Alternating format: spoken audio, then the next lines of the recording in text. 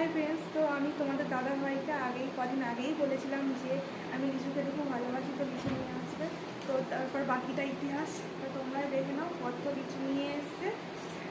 তো বাজার ধরে নিয়ে এসছে এই যে লিচু। কার কার খেতে ভালো লাগে লিচু কমেন্ট করে জানাবে, কার কার পছন্দের জিনিস। আমার তো খুব পছন্দ লিচুগুলো, লিচু খেতেও খুব ভালোবাসি আর খুব পছন্দও করি। তো দেখো কত লিচু নিয়ে এসছে, একদম তোমরাই দেখে নাও।